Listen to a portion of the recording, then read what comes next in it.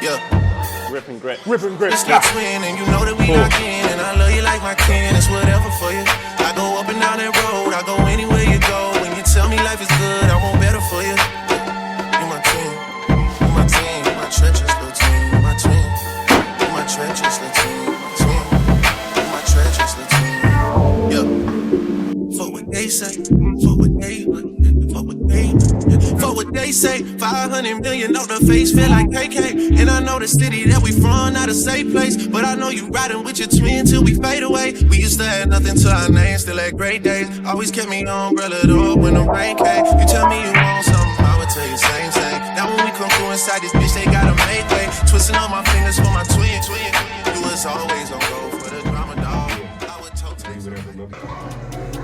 Yeah, we put cool on clips. How many times did we take them trips? 4? Yeah. Increase that to 5. Now I'm doing 6. Risk. How many times did they shoot and miss? How many times did they touch civilians? Then try and rap and claim that shit. How many lads been taking shit? How many times did we take? So obviously yesterday I went to Borough Market and we got a load of seasoning. Something no one talks about is how much you spend on seasoning when you eat a lot of meat. Yeah, Sunday we need to listen to mass. We come back. After football. But yeah, I thought let's go on a walk. So yeah. Here we are on a walk. It's a nice day to be fair. My hands hurt, so dropping this.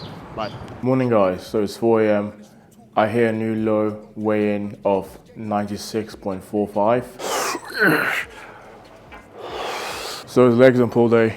I tend to start off with a lat pull down just to get my back warmed up. I'm going to do one all-out set and then move on to deadlift. The lat pull down. The cues are really get a good stretch, contract really hard in the shortened position, and yeah, go to failure.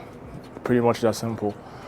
I like to use this attachment because it's kind of not too wide, it's not too narrow. It's more or less like shoulder width. Well, not my shoulders, someone else's shoulders, but get the point. It's kind of in the middle, so it feels really good using it. How many bells that have in the chamber and that pussy still got hit? How many mashes done got grip? How many times did we lurk with things? How many times did I beg my friend again and again to drop me that stick? I got it and he saw what I did. Since then it's never left my hip. I put round. What other channel can you get fitness, finance, productivity content from in very good detail? Freaking subscribe. Like the video. It's really not easy putting these vlogs together. But as you can see, out of breath.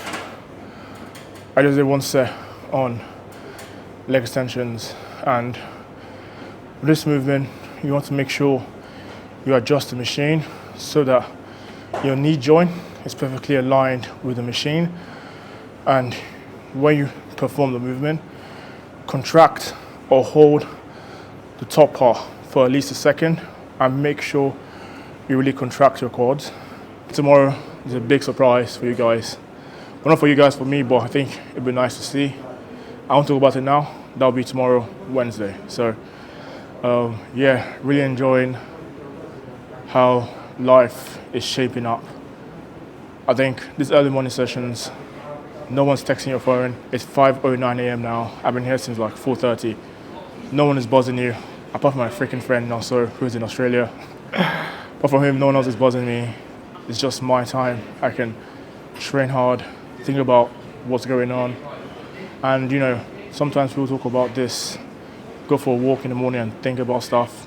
I get it. It's really time for you to be just by yourself, because once the day starts, even if you're not busy, you feel like, oh, well, once the day starts, meaning once it's like 8 AM, 9 AM, you feel like, oh, I should be doing something.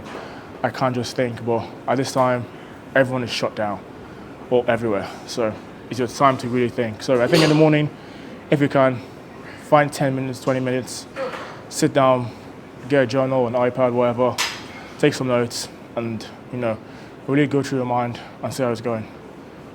But yeah, go do one more set now. Enough talking. Everyone's looking at me. Fuck the world, I'ma walk in erection. Split without a thought, we do it reckless. Your nigga calls texting. You say, baby, I'll be mad, you know how bread is. Pull up in your about. You was good to me. I ain't built like him. Fucking with a G. Just cause I fuck you, that don't mean I trust you. I don't. You got some high hopes. High hopes, baby. We live? Are we live? We are live. Okay, so back home, I can't lie, I probably missed my way on the road about 5 times. I need to get used to driving in London. It's definitely not straightforward. The roads are a lot harder than Lagos, but driving in Lagos itself is a different ball game. Like in Lagos, on the road there's horses, motorcycles, mopeds, people, beggars, cripples, animals. There's like 12 different stuff on the road, which just makes it a lot harder. But let's talk about my car. I got a Toyota CHR 2019, I think. Yeah, 2019. How did I go about it? What did I consider? Did I buy it outright? Did I finance? Let's talk about it. Open book. If you want to buy a car, there are 3 ways. You buy it outright with cash. The car costs 10K. You give the dealer 10K. The car is yours. You go home. Now you can finance it. Now for financing, you have PCP or HP finance. What's the difference? HP finance, more or less, you see an Audi you like, the car costs 20K, you can't afford to buy it outright in cash. Instead, what you do is you pay a deposit and then pay for the car on a monthly basis. So that way, after 2, 3, 4 years of paying, the car is now yours. Now, this makes sense if you know for sure that's the car you want. If you see a Mercedes and you just love that car and you know for sure, in 4, 3 years, I want that to still be my car, then go for it. Now with PCP, same as HP Finance, you pay for the car monthly. At the end of your contract of 48 months, after paying monthly, you then decide, do you want to keep the car or get a new car? And that's a major difference.